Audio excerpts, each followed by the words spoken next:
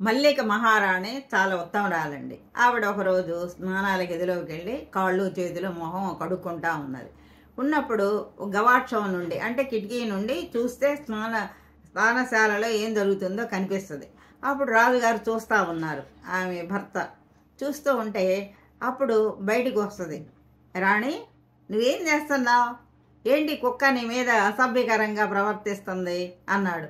అసలు అక్కడ కుక్క లేదు ఏమీ లేదండి, ఇతను భ్రమ అనమాట. అసలు కుక్క ఏంటండి, అక్కడ ఏమీ లేదు, కుక్క లేదు ఏమీ లేదు, నేనే కదా కాళ్ళు చేతులు మొహం కడుక్కోవటానికి వెళ్ళాను అని అంటది.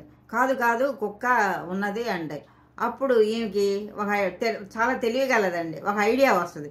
సరే నిజమేనండి, ఆ గవాక్షం నుండి చూస్తే ఒకళ్ళేంటి ఇద్దరిలాగా కనిపిస్తారు, మీరు వెళ్ళండి నేను చూస్తా, మీ పరిస్థితి ఎట్లా ఉంటుందో అని అంటదండి. తెలివిగలదనమాట. అప్పుడు రాజుగారు లోనికి వెళ్తాడు, స్నానశాలలోకి వెళ్తాడు.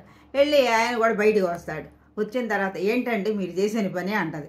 నేనేం చేశాను రాణి, నేను ఒక్కడనే కదా, అక్కడ ఎవరు లేరు కదా అని అంటాడు. తను కూడా అదేనండి, అతను భ్రమపడ్డాడు. అంటే ఏమి లేదు, ఆడమేకతో మీరు అసభ్యకరంగా ప్రవర్తించారు అంటది. అదేమిటి రాణి, అక్కడ ఎవరు లేరు, ఆడమేక లేదు, నేను ఒక్కడనే కదా అని అంటాడు. కాదు కాదు మీరు ప్రవర్తించారు, ఈ గవాక్షం నుండి చూస్తే ఇద్దరుగా కనిపిస్తుంది, అది మీరు గ్రహించాలి, ఆ విషయం నిజమని ఒప్పుకోవాలి. నిజమే కాబోలు అనుకుంటాడండి. అనుకున్న తర్వాత ఆయన బాగానే ఉన్నాడు రాజుగారు. ఈమె అసత్యం ఆడింది, అబద్ధం ఆడింది. అంటే తనని ఇద్దరు అన్నారు కదా, ఆయన భ్రమపడేదో అనేశాడు. ఈమె కూడా అది కవర్ చేసుకోవడానికి నువ్వు కూడా వెళ్ళు అని ఇతనికి కూడా అంటగట్టేసింది. ఆడమేగతో అసభ్యంగా ఉన్నా, అక్కడ ఏమీ జరగలేదు, ఏమీ లేదు, ఒక మనిషి కనిపించేది. అప్పుడు ఆ దిగులుతో తన భర్తని రాజుని అసత్యంతో అబద్ధాలాడి ఆయన్ని బాధ పెట్టానని కొన్ని సంవత్సరాలకి ఆ మనోవేదనతోనే చనిపోయింది. మల్లిక మహారాణి చనిపోయింది. చనిపోయిన తర్వాత ఈయన బుద్ధుడి దగ్గరికి వెళ్తాడండి. 7-8 సార్లు బుద్ధుడిని అడగాలని చూశాడు. మల్లిక రాణి అంటే చాలా ఇష్టం ఆయనకి, చాలా మంచి మనిషిని.